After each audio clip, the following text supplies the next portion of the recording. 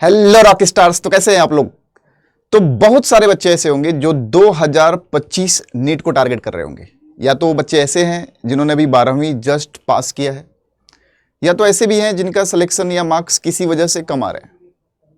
और मैं हमेशा बोलता हूं कि पढ़ाई और मेहनत तो जरूरी है, लेकिन सही डायरेक्शन में मेहनत होना बहुत जरूरी है।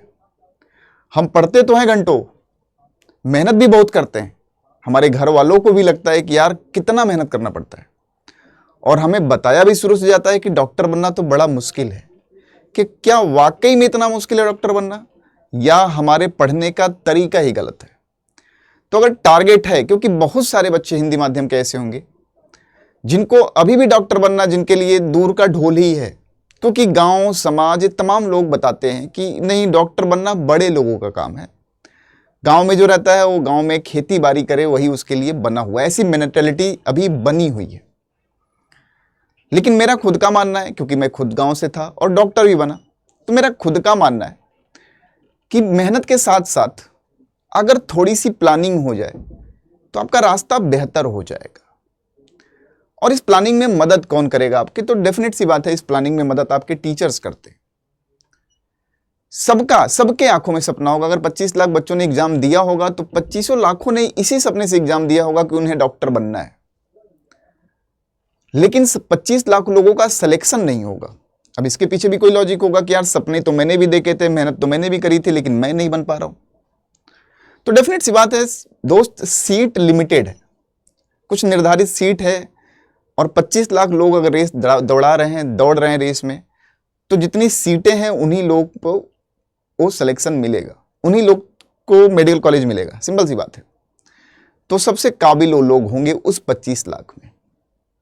तो आखिर में जो सेलेक्ट हो रहा है या नहीं हो रहा है, उसके में और आपके बीच में डिफरेंसेस क्या क्या है, कभी इसको एनालाइज करने की कोशिश नहीं करी होगी आपने सिंपल सा मेडिकल कोचिंग, डॉक्टर, ये तमाम चीज़ें सुनी होंगी, सपने बनाए होंगे कि चलो भैया शहर चलते हैं, गांव चलते हैं, फला कोचिंग, ये कोचिंग, वो कोचिंग। एग्जैक्टली कभी रुक के सोचा ही नहीं कि आखिर में नीट है क्या, नीट एग्जाम क्रैक करने के लिए हमें पढ़ना कितना है, क्या क्या चीज़ें करनी है, क्या नहीं करनी है। इसका मेन चीज़ यही है कि किसी भी एग्जाम को, किसी भी काम को अगर आपको बोला जाता है तो आप एक बार रुक के ठहर के सोचिए। अगर कोई आपसे बोले ही कि आप चलो वहां, तो आप पूछते हो ना कि क्यों चलूं, कहां चलना है, कितनी दूर है, क्या मिलेगा, ये तमाम चीजें पूछते हैं आप ना। तो जब इतनी छोटी दूरी के लिए आप इतने सारे सवाल पूछ लेते हैं, तो आपने जो आंखों में डॉक्टर बनने का सपना बनाया है, ये आपके पूरी जिंदगी का सफर है। तो सवाल तो बनता है कि क्यों, कैसे। तो सवाल पहला यही बनेगा, क्या करूं, क्या ना करूं, क्योंकि टारगेट तो है नीट 2025 का सर जी। तो जरा बता दो आप ही कि क्या क्या करना होगा, और क्या क्या करने से बेहतर तो यही बता दीजिए क्या नहीं करना होगा।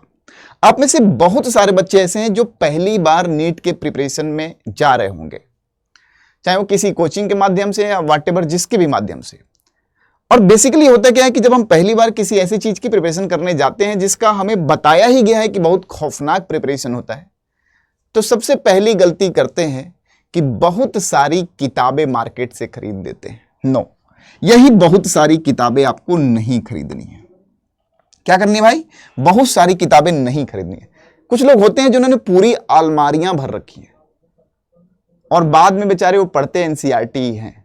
यानी क्या करें, बस एनसीईआरटी पे विश्वास करें कि आपकी ये एनसीईआरटी जो है, अगर इस पे आपने कमांड बना लिया तो आपका डेफिनेटली सिलेक्शन होगा। पहली बात। तो क्या नहीं करना है दोस्त? तो फर्जीवाड़े की किताब नहीं रखनी है। इस कंपटीशन को निकालने के लिए आपको गधा नहीं, घोड़ा बनना पड़ेगा। मतलब लेबर करने से, बहुत ज्यादा मेहनत करने से सिलेक्शन नहीं मिलेगा, बल्कि मेहनत सही डायरेक्शन में करने पे सिलेक्शन मिलेगा। ठीक है? ऐसा सुना होगा कि 18 घंटा पढ़ना पड़ता है, मेरे बच्चे की रटने की क्षमता बहुत तगड़ी है, तो क्या मैं डॉक्टर बना? ऐसे बहुत सारे सवाल जब मैं डॉक्टर था, जब मैं बैठता था, और लोग जब हमसे मिलते थे तो पूछते थे। लेकिन जरूरी नहीं कि आपके रटने की क्षमता अच्छी है तो आप डॉक्टर बन सकते हैं। ये कोई क्राइटेरिया थोड़ी है नीट का। तो ये सब बातें नहीं कि मेरी रटने की क्षमता बहुत अच्छी है तो मैं बायोलॉजी पे कमांड बना लूंगा, मैं डॉक्टर बन जाऊंगा। पहले तो ये सब सारे जो कचड़े हैं दिमाग से बाहर निकाल के फेंक दीजिए। टारगेट बनाइए नीट 2025 को, और एनसीईआरटी आपकी गुरु ग्रंथ साहिब रहेगी उस कंडीशन में। एनसीईआरटी के हर सेगमेंट को, चाहे वो बायोलॉजी हो, फिजिक्स हो, केमिस्ट्री हो, आपको एकदम यथावत एक ही किताब पे फोकस रहना है along with the teacher. Teacher जो पढ़ाए, टीचर पे विश्वास करें और प्रयास करें कि टीचर के लेक्चर के बाद आप एनसीईआरटी पे कमांड बना पा रहे हैं कि नहीं बना पा रहे हैं, चाहे आप कहीं भी पढ़ रहे हो। अगर टीचर के लेक्चर लेने के बाद आपको लगता है कि नहीं एनसीईआरटी समझ में आ रही, दैट्स गुड। फिर आपको क्या करना होगा कि एनसीईआरटी पढ़ लिया भैया, कोई बेहतर अगर कोचिंग है तो बेहतर कोचिंग से अगर आपको मिल रहा है प्रैक्टिस टेस्ट, या आपको डीपीपी मिल रहा है, सीट मिल रहा है, प्रैक्टिस सीट मिल रहा है, व्हाटएवर जो भी मिल रहा है, तो प्रयास करें ज्यादा से ज्यादा एमसीक्यू लगाने का, क्योंकि बहुत सारे बच्चे ऐसे होते हैं, और ऐसा बहुत सारे बच्चों के साथ ही नहीं, ऐसा एकदम प्रैक्टिकल है कि जो शुरुआत में हमें डिफिकल्टी महसूस कराता है, हम धीरे धीरे उससे दूरी बना लेते हैं। ऐसा नहीं है कि नीट में एग्जाम में अपीयर होने वाले जितने बच्चे हैं सबका फिजिक्स कमजोर होता है, नहीं, हम दिमागी रूप से कमजोर बना लेते हैं उसे, बस ये सोच के कि फिजिक्स टफ है। तो पहले इस तरह के जो भी वातावरण है आपके चारों तरफ कि फिजिक्स टफ है, ये नहीं है, वो नहीं है, मैं कमजोर हूं, मैं बहुत ये था, मैं वो था, ये सब सोचना बंद कर दीजिए। क्यों? क्योंकि जब भी रेस होता है ना, तो बंदूक की गोली 1 2 3 खट दकता, और दौड़ने का समय सबका बराबर होता है। तो आप सोच लीजिए आप उसी रेस पॉइंट से दौड़ेंगे, आपका फिनिश पॉइंट भी सेम ही होगा। ठीक है, तो आप दिमाग से ये सब चीजें बाहर निकाल दीजिए, बस कॉन्सेंट्रेट करिए। क्योंकि आप में से बहुत सारे बच्चे बहुत सारे वीडियोस देख रहे होंगे कैसे करें, क्या करें, लेकिन एक बात जरूर समझ लीजिए कि हमें लगता तो है कि हम तैयारी में आते हैं तो कि खूब सारा मेहनत करने की क्षमता हमें, लेकिन क्या मेहनत ही काबिलियत को डिफाइन करती है? ऐसा अगर होता तो गधे से ज्यादा मेहनत तो कोई नहीं करता, तो गधा जंगल का राजा होता, जैसा कि मैं हमेशा बोलता हूं। लेकिन फिर भी हम शेर को बोलते हैं जंगल का राजा। क्यों? क्योंकि गधा नहीं बनना आपको। 18 घंटे 20 घंटे का जो व्यापार है उसे बंद करिए, आप बस प्रिसाइज रहिए अपने स्टडी के लिए कि हमें एनसीईआरटी पढ़नी है, और शुरू से ही एक टारगेटेड स्टडी करिए कि हमें इतना पढ़ना ही पढ़ना है आज। ऐसा मत करिए कि आप खेलिए नहीं, खेलिए, मस्त खेलिए, कूदिए, आपका सामाजिक जीवन भी है उसे भी व्यतीत करिए, लेकिन टारगेटेड स्टडी के साथ। ऐसा नहीं कि बहुत हैक्टिक टाइम टेबल बना लिया 18 घंटे का, 2 दिन फॉलो हुआ, नहीं फॉलो हुआ, छोड़ दिया, ये सब तमाम चीजों से बचिए। आप एक हफ्ते का टारगेट बनाइए कि इस हफ्ते में मुझे इतना पढ़ना है, चाहे जिस कोचिंग से पढ़ रहे हो इतना पढ़ना है, और इसके सवाल सॉल्व करने हैं। और बहुत हेक्टिक शेड्यूल मत बनाइए जो फॉलो ही ना हो पाए। कई लोग इतना हेक्टिक बना लेते हैं कि देख के ही उबासी आने लगती है कि चलो सो ही जाते हैं, कल से पढ़ लेंगे। आपको इन तमाम चीजों पे काम करना है। जब हफ्ते हफ्ते का टारगेट अचीव करते जाएंगे तो देखेंगे आप में इंप्रूवमेंट भी होता जाएगा, और ये काम उनके भी आएगा जो कहीं ना कहीं ड्रॉपर थे, यानी पिछले साल तैयारी कर चुके हैं और सेलेक्ट नहीं हुए। वो एनालाइज करेंगे कि ये छोटी छोटी गलतियां होती रही, क्योंकि बहुत सारे बच्चे अगर देखें तो ड्रॉपर के होंगे जो इस साल मार्क्स कम पा रहे होंगे। अब कुछ लोग नंबर कम पाने के बावजूद भी वेट करेंगे रिजल्ट का, जबकि उनका टारगेट डॉक्टर बनना है, वो अगली साल एग्जाम भी देंगे, लेकिन फिर भी वेट करेंगे। 1-1.5 महीना इसमें वो करेंगे खत्म, फिर रिजल्ट आएगा तो फ्रस्ट्रेट होंगे। इनका एक अलग सीरीज और सीक्वेंस चलेगा। फिर कहेंगे कि मन नहीं लग रहा है सर जी, मैं क्या करूं, मैं तो ये हो गया, मैं तो नहीं। अगर आपको महसूस हो गया है कि आपका सिलेक्शन नहीं हो रहा है और आपको डॉक्टर बनना ही है, तो आप रिजल्ट का वेट ना करें, पढ़ाई में लग जाएं। और जो प्रीवियस ईयर में गलती आपने की है ना, बस उसी गलती को पहचान लीजिए कि आपको क्या नहीं करना था। देखिए आपका इंप्रूवमेंट होने लगेगा। क्योंकि अगर आपने जो किया उसकी वजह से सिलेक्शन नहीं हुआ, यानी उस करने में कोई ना कोई खोट या कोई ना कोई गलती थी जिसकी वजह से आप सिलेक्शन नहीं ले पा रहे। आपको उसमें इंप्रूवमेंट करना होगा। जो सब्जेक्ट आपका कहीं पीछे रह गया है उसको पहले पढ़ना पड़ेगा। ऐसा नहीं कि जूलॉजी बहुत अच्छी लग रही है तो केवल जूलॉजी पढ़ लेंगे तो मजा आ जाएगा क्योंकि हम तो 18 घंटा पढ़ भी लिए। नहीं, आपको चारों सब्जेक्ट को बैलेंस बना के चलना है। तो यानी कुछ बातें करनी है आपको, एनसीईआरटी पे फोकस करना है, एमसीक्यू सॉल्व करना है, फर्जी की किताबें नहीं सॉल्व करनी है, याद रहे। 1-2 सिलेक्टेड बुक पकड़ लीजिए, जैसे एनसीईआरटी थ्योरेटिकल पार्ट के लिए लेक्चर का नोट्स हो गया, टीचर का जो भी टीचर से लेक्चर ले रहे हो उसको देख लीजिए, एमसीक्यू सॉल्व करिए और टारगेटेड स्टडी करिए। एक टारगेट बना के करिए। ऐसे नहीं कि अभी हम कुछ पढ़ ही रहे थे तब तक दोस्त बोला कि नहीं भाई 2024 में तो यहां से बहुत सवाल आया था, हमने कॉपी किताब बंद किया और दोस्त के हिसाब से चल दिए। नहीं, टारगेटेड स्टडी होनी चाहिए। आपके अपने हिसाब से जो भी एक लक्ष्य निर्धारित किया है आपने उस लक्ष्य को अचीव करने के लिए जितना भी आप मेहनत कर सकते हैं उसको आप मेहनत करिए।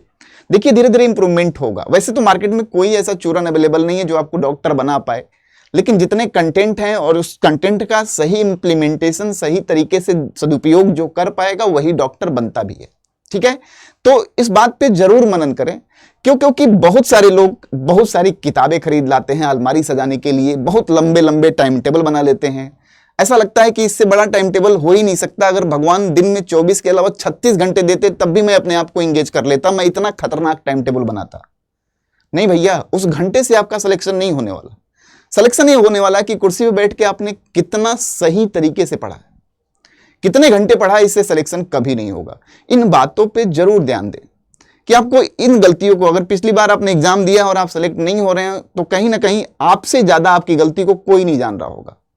क्योंकि अगर हम कोई काम करते हैं ना तो हम उसकी गलती को जान रहे होते हैं, उसको दबाने के लिए या उसको छुपाने के लिए भले टीचर, कोचिंग किसी को बुरा बोलने की नहीं, कोर्सवे नहीं समाप्त हुआ, नहीं तो मैं तो फर्स्ट रैंकर था, टीचर हमारे नहीं थे, नहीं तो मजा नहीं, ऐसा ये सब एक्सक्यूज हो जाएगा बाद में।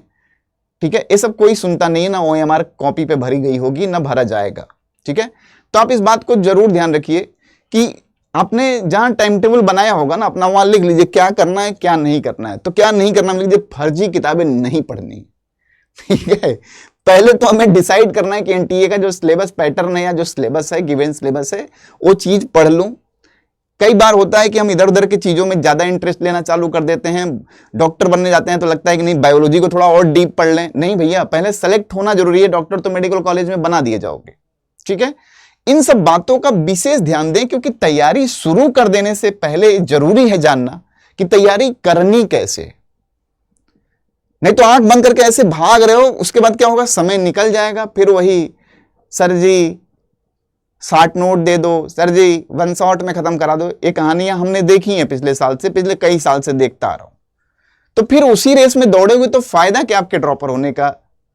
तो आज से ही आप प्रिसाइज तरीके से पढ़ना चालू करिए, डिसाइड करिए कि क्या गलती हुई है उसे सुधार करिए, क्या करना है इस साल, क्या नहीं करना है इस पे जरूर फोकस करिएगा। क्योंकि क्या नहीं करना अगर आपने डिसाइड कर लिया तो जो करना है वो खुद ही डिसाइड हो जाएगा। तो उम्मीद करता हूं कि आपको अगर थोड़ा भी मेरी बातें अच्छी लगी हो तो इसको फॉलो जरूर करिए, क्योंकि डॉक्टर आप बनोगे इससे। ठीक है, और मैं इसलिए बोल रहा हूं क्योंकि मैं भी ड्रॉप लिया था तो मुझे भी पता है कि क्या क्या चीजें गलत होती हैं। अभी मैं बोल रहा हूं तो एज ए टीचर लग रहा होगा, लेकिन ये मैंने फील किया, इसलिए मैं बोल रहा हूं कि ऐसी गलतियां होती हैं। मैं भी जब गया था पढ़ने, तो मैं लखनऊ तैयारी करने गया था तो सारी किताबें खरीद लाया था। कई किताबें तो ऐसी थी जिसको मैंने खोल के देखा भी नहीं था, लेकिन सिलेक्शन उसी साल हुआ जिस साल मैंने पढ़ाई की टिक करके एक ही किताब को डट करके पढ़ा, सिलेक्शन हो गया। तो बहुत सारी किताबों को अलमारी में सजाने की जरूरत नहीं है। किताब की जो जगह होती है अलमारी में नहीं होती, किताब की जगह पढ़ने के लिए होती है। अगर आप पढ़ नहीं पा रहे हैं, बहुत सारी किताबें खरीदने की जरूरत नहीं है। NCERT खरीदिए, कोई MCQ के लिए कोई बुक खरीदिए, जो भी NCERT के चैप्टर लेक्चर के द्वारा या जैसे भी आप पढ़ के खत्म कर रहे हैं, MCQ उस चैप्टर का लगाइए और अपनी कमजोरी को शुरू से ही पकड़ने की शुरुआत करिए। देखिए सिलेक्शन हो जाएगा आपका। तो जरूर इसको फॉलो करिए। हम मिलते रहेंगे, आपके तैयारी तक फिर से कंटिन्यू रहेंगे। बहुत सारा कुछ हम आपको देने वाले हैं। चेहरे पे थोड़ा मुस्कान भी दिख रहा होगा हमारे। ठीक है, तो आप भी मुस्कुराते रहिए। ऐसे आपका ही सिलेक्शन है, आपकी ही जिंदगी है। ये जरूर डिसाइड कर लीजिएगा कि नीट 2025 में अगर डॉक्टर बनना है तो क्या करना है, और उससे पहले डिसाइड कर लीजिएगा आप कि अगर 2025 में डॉक्टर बनना है तो क्या नहीं करना है। चलिए मुस्कुराते रहिए। धन्यवाद।